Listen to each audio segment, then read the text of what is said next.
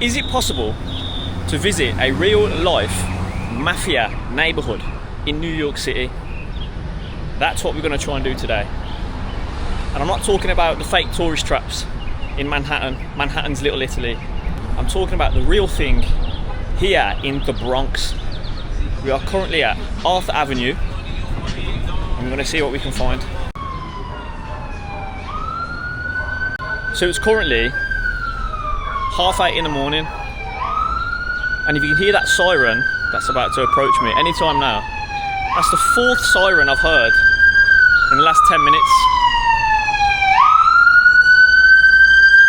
It's an ambulance. It's a 3rd ambulance. And I've heard 1 fire department. It's probably not the best start, but here we are.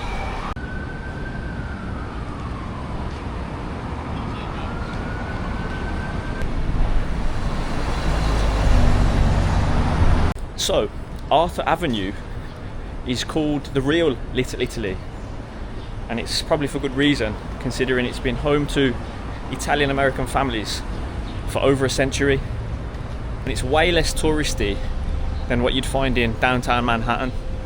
But what makes it really interesting is the mob related history and mafia ties to the place.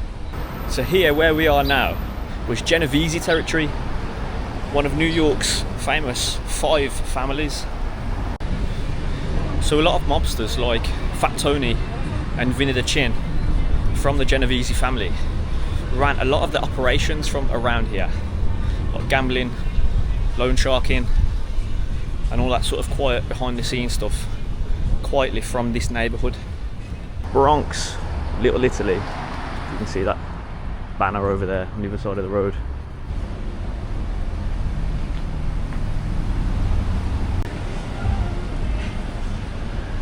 And if you've ever seen the film A Bronx Tale, the classic 90s film, directed by Robert De Niro, written by Chaz Palminteri, it was basically set in this neighbourhood, literally around the corner from here. And the writer, Chaz Palminteri, who I just mentioned, actually grew up on this street.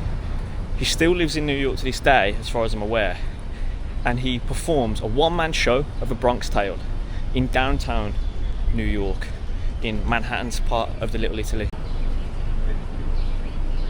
Trattoria. Tino's Coffee.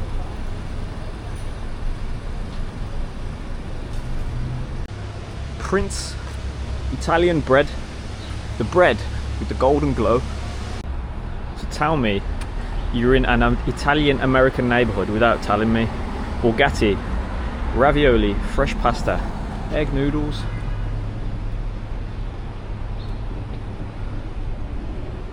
All the little plates of different pasta here, and on this side got all your prices: ricotta, spinach and ricotta, egg noodles, spinach.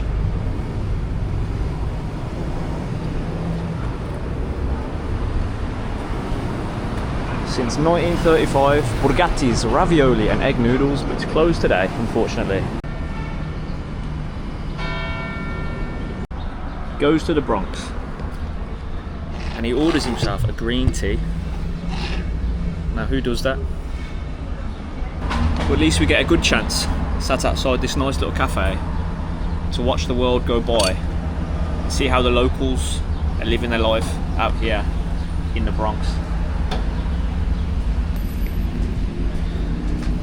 There's quite a few Latinos actually. I was expecting it to be heavy Joe Pesci land, but there are quite a few Latinos, more than I would have imagined there to have been.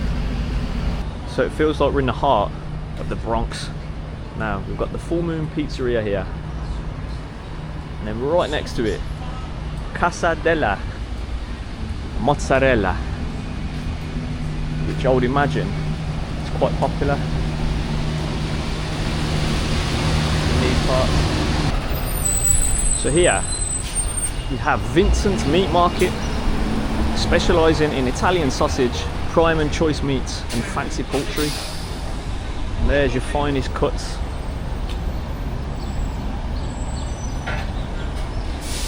Just there.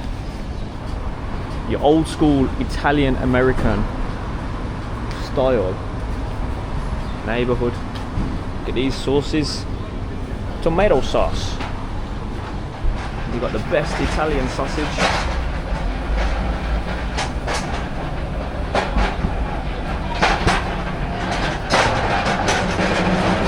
Extra virgin olive oil, right from Sicily. Don Luigi's, Francescani, Lucca. Now, were these stores fronts for anything? You often see in a lot of films, stores, butcher shops, normal, everyday, essential sort of shops and grocers and butchers and places like that tend to be fronts for other activities. Who knows?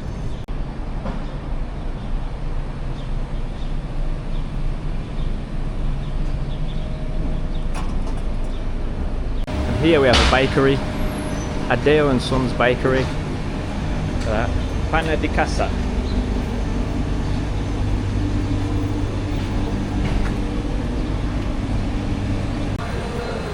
We're in a marketplace here, in the middle of Arthur Avenue. What have we got? Mike's Deli, the original Arthur Avenue Italian Deli, the original. Peter's Meat Market.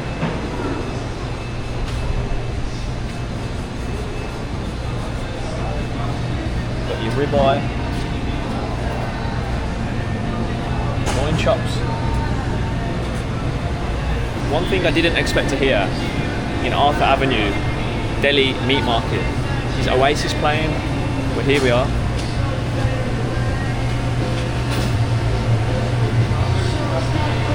We've got the greengrocers here.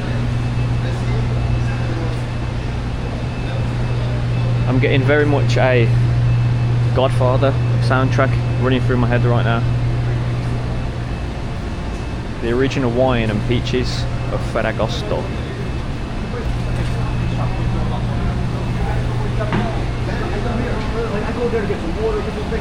You know that with this last week. One thing that I've noticed is it all seems very communal. Everyone seems to know each other. Everyone says hello to each other, asks how the days are going, which is not something you always find everywhere you go, especially in big cities across the UK and the USA, from my experience anyway.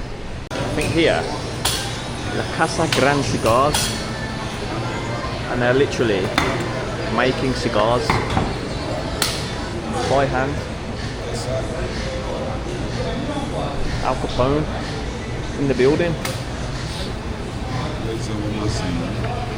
You handmade the cigars here? Yeah. They're all handmade, yeah? Wow, never seen that before. How long does it take to make one cigar? How long does it take? I'm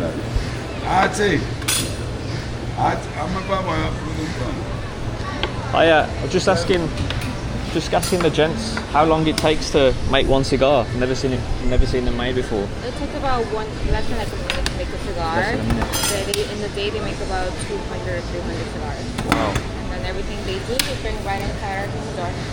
300 cigars a day they make. Mm-hmm. Wow. So they do a little bit of everything. You have our mild, the Connecticut wrapper, which is on this side. And then he's doing the Brazilian Madeira, which is the stronger cigar. Wow. Interesting. And then he's doing the first step of making the actual cigar. Oh, so he does the first. Oh, it goes round. Yeah. Oh, so wow. both of them are doing the first step, and then it goes into the presser, which is that machine right there.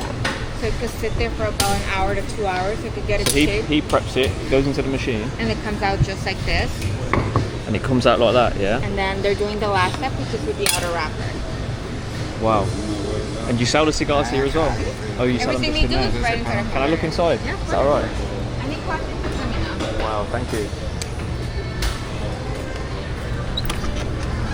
Here is where the finished cigars end up.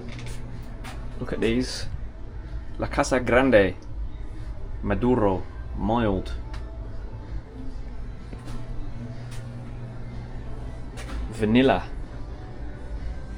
A mango flavoured cigar, something I've never seen before. Tequila. flavoured cigar. These are all obviously dipped in alcohol. $15 for one. And there we have it. Chas Palminteri's a Bronx Tail Calogero. 20 Chas Palminteri inspired cigars right here in the home of the man himself, Chas Palminteri, a Bronx Tail. Bronx Cigars. We've got some Cubans there. Would you buy football inspired cigars? We've got Man City there, a Man City cigar, a Man United cigar, and a Liverpool cigar. What would a Liverpool cigar taste like? You can buy one for $25 each. There you go. And if you've missed out on this month's edition of Cigar Snob, then there you are.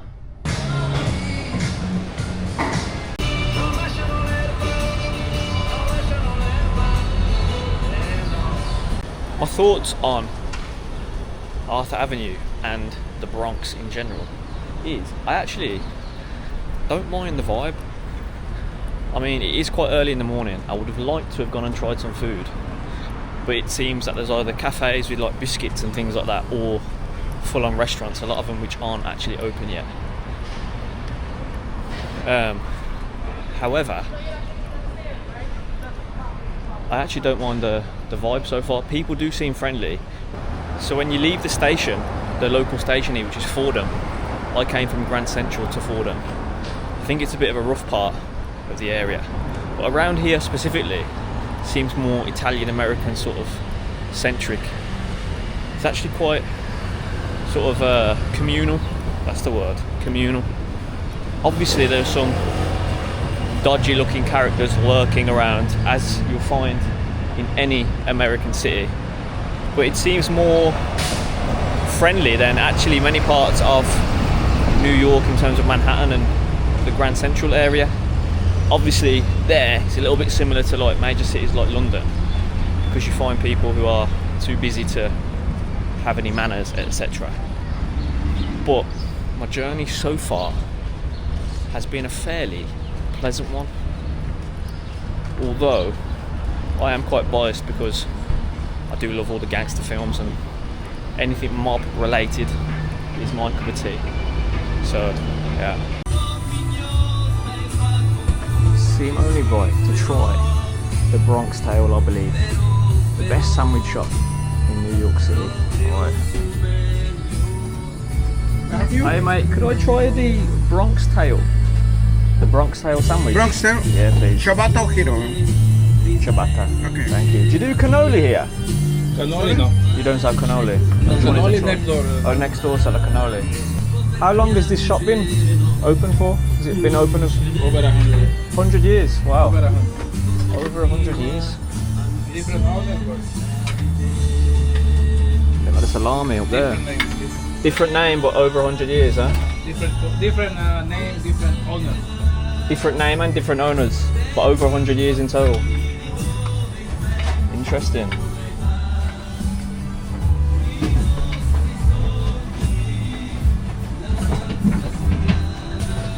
All the cheeses, you can smell the cheese here as well. You can smell it.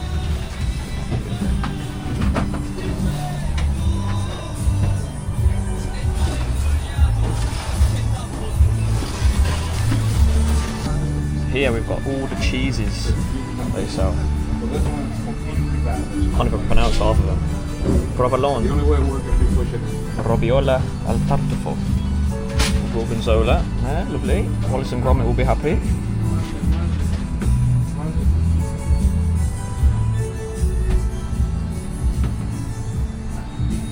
Yeah, I'm from England.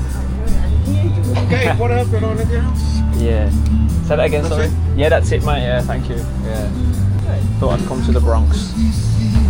See how good it is. Yeah, can I? Is that possible? Thank you. Lovely. Thank you, mate. Perfect. Thank you.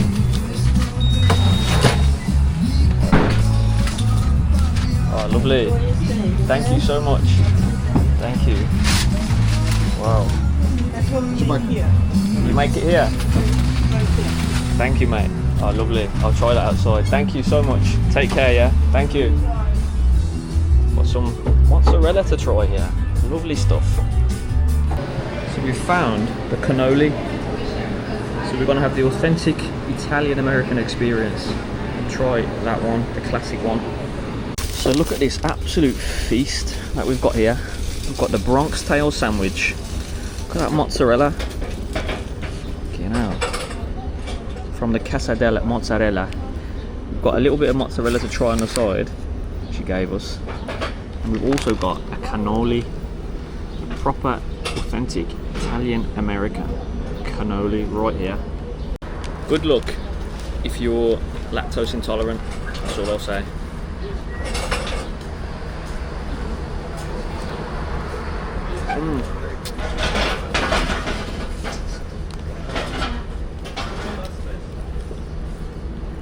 Very good. So good. I'm going to start talking with my hands. Like a proper Italian American. Lovely.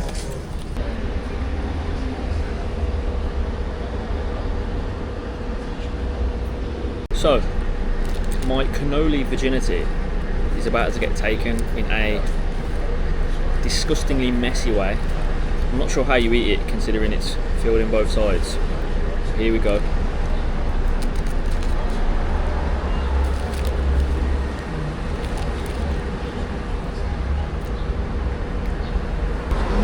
Sweet and savoury, hard shell, and a very soft centre. A little bit like myself. I've had better things, but it is nice.